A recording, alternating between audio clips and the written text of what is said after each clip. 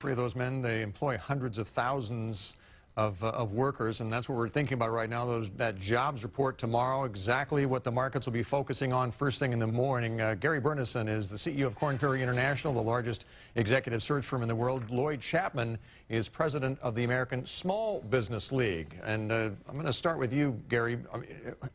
How would you characterize the job market right now? Well, it depends at what level. You know, in terms of the top shelf opportunities, they're still there, but as you go down further in the workforce, people have hiring freezes on. The reality is the banking system has been in shambles, and CEOs have been hoarding cash. Cash has become, you know, God, not just king. And Lloyd, in the small business area, how are things there? Pretty Horrible. tough. I don't think we've hit bottom yet. You're seeing small businesses closing every day. I was in Southern California just a few days ago, and about a half a dozen businesses that I frequented just 6 weeks ago have closed. So I think it's looking very bad for small business. I think it's going to get worse, and I don't think we've hit bottom yet. Let me ask both of you guys a question. Start with you, Gary. You know, we're all whoop-de-doo today.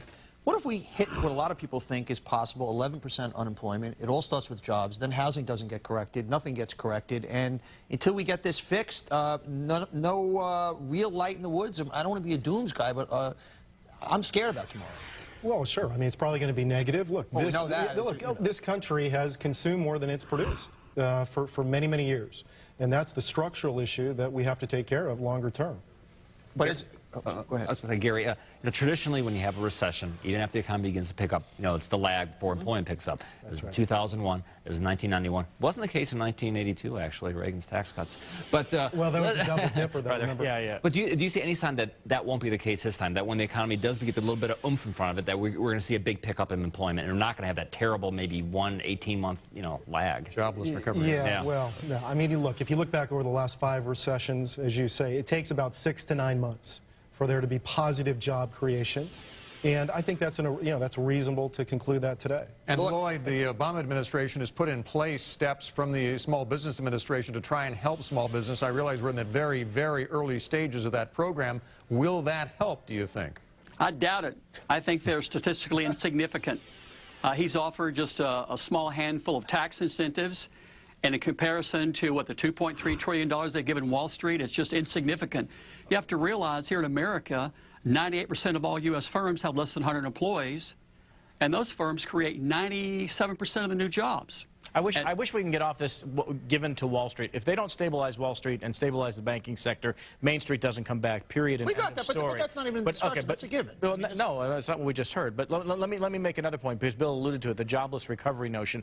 If you go back to 2001, we had a jobless recovery after a relatively shallow recession. If you go back to 1991, a jobless recovery until 1994. Again, a very shallow recession. Even if you go back to the 80 to 82 period, which, is, as Lloyd said, was a double dip, you did not feel the economy recover in real terms till about 1984.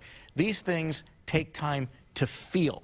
You know, there's one thing to have the statistical analysis that says you're out of the woods. It's another thing for people to feel. Ken Rogoff of Harvard, he just did a great study, you know, look at how economies perform after banking crises. Yep. And his prediction, I mean, forget about 10, 11, I mean, he's talking close to 13% unemployment, yep, which is one of the higher numbers I've heard. But, I mean, that's, if you look at history, that's kind of maybe what we should expect. I saw you flinch on that, Gary. Oh, that's hard to believe. I mean, you know, this is the Great Recession. It's not the Great Depression. Yeah, but the whole recession's been hard to believe. It's been like a black swan. 13% was what we did in 82. Guys, you know what concerns me a little bit is that we talk cavalierly, we talk about the economy, and 700,000 jobs is 700,000 families. Right. So it's not, I feel as a country, as a nation, as capitalists, as people on this network, it's not just good enough to say, oh, we can come out of the recession with joblessness still at 8, 9, 10%. We're not going to become a better society if we don't just stop looking at it as numbers. That's wrong. We're not doing right if we're not fixing it. We should call it a 7-handle? Is that what you're saying? We shouldn't be flipping? No, I'm just saying it's okay. Well, you know, if it's just this, and, you know, and we can come out of it still with 10% unemployment. Like, we got to fix that. You're right, Gary. What's your name again? You're right, Donnie.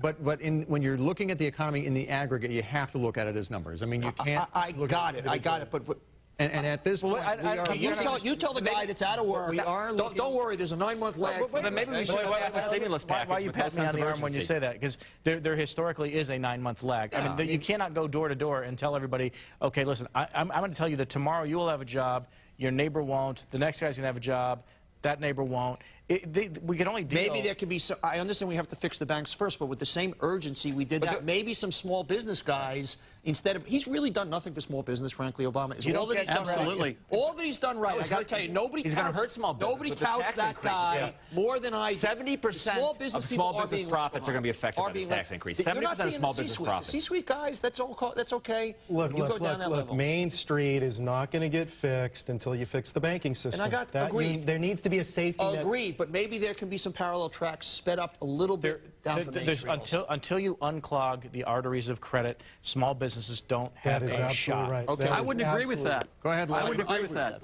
With the exception of, look, I mean, idiosyncratic startups are different. You know? Lloyd, go ahead.